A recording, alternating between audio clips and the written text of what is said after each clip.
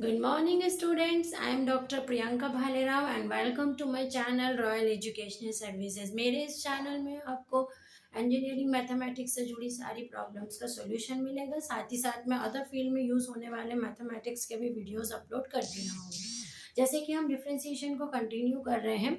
Differentiation के मैंने आपको कुछ बेसिक फॉर्मूला बताए थे। एक पावर फॉर्म बताया है, एक्सपोनेंशियल फॉर्म बताया है, लॉगरिथमिक फॉर्म बताया है, साइन एक्स वाला फॉर्म बताया है और कॉस एक्स वाला बताया है। ठीक है, तो हम इन्हीं को अब कंबाइन करके एक क्वेश्चन में आपको सॉल्व करवाने वाली हूँ ताकि आपके कंसेप्ट क्लियर हो जाए कि किस तरह जो बेसिक डिफरेंशिएशन के फॉर्मूले हैं ना आप यूज करते हैं। ठीक है, तो जैसे कि मैंने क्वेश्चन लिख के रखा है 3x² plus e to the power 3x plus 2 cos 2x plus sine x plus 2 cos x।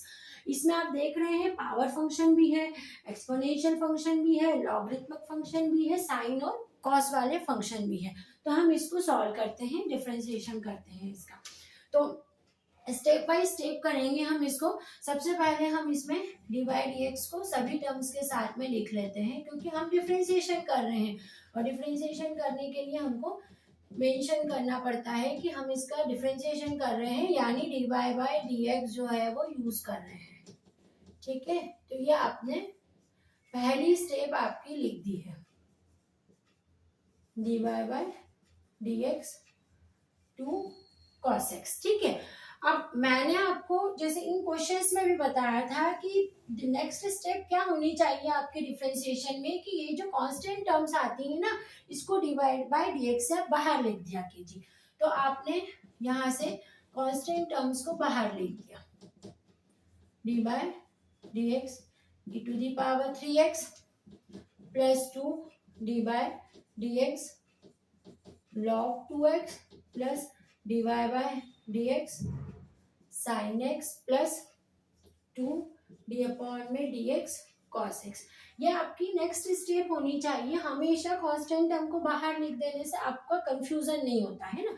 अब हम अपने डिफरेंशिएशन वाले फंक्शन पर फोकस करेंगे कि ये फंक्शन, ये देख रहे हैं पावर फंक्शन यूज हो रहा है। ठीक है, ध्यान देना है अपने को कि ये पावर फंक्शन यूज हो रहा है, ये एक्सपोनेंशियल फंक्शन है, ये लॉगरिथमिक, ये साइन और ये कॉस वाला फंक्शन है। एक एक के फॉर्मूले आपके माइंड में आने चाहिए। जैसे पावर फंक्शन है तो पावर फंक्शन का फॉर्मूला क्या था, x की पावर n एंड x की पावर n माइनस 1। पावर कितनी है यहाँ पर 2, यहाँ पर क्या हो गया, इस साइन को बाहर लिख दिया, नीचे उतार दिया, मतलब तो आपको यहाँ पर 2 को बाहर लेके आना है तो 3 इंटू, अब जब ये पावर नीचे आएगी जो यहाँ कांस्टेंट रहता है ना ये मल्टीप्लाई होता है।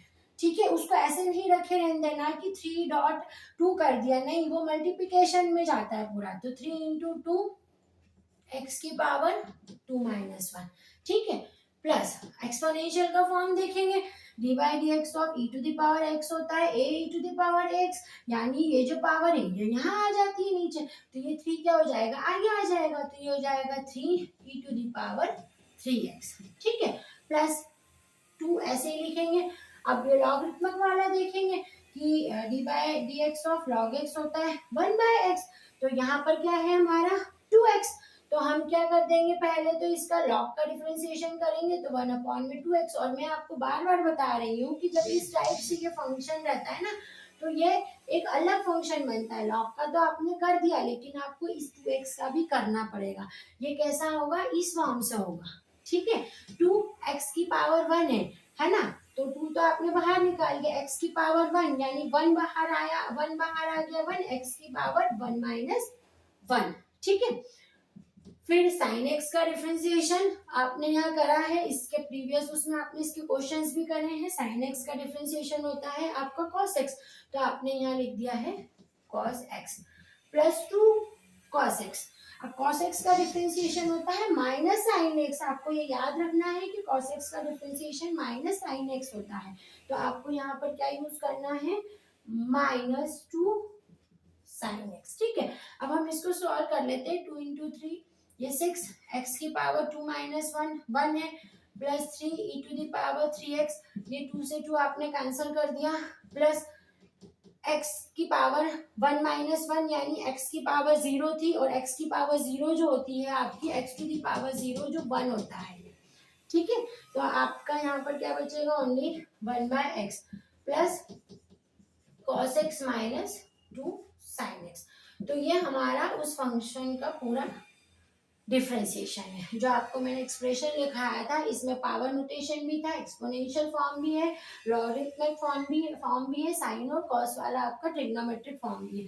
तो इस तरह से आपको इसका डिफ्रेंसिएशन करना पड़ता है। इसके आगे हम tan x cos x और इसके डिफ्रेंसिएशन के क्वेश्चंस पढ़ेंगे।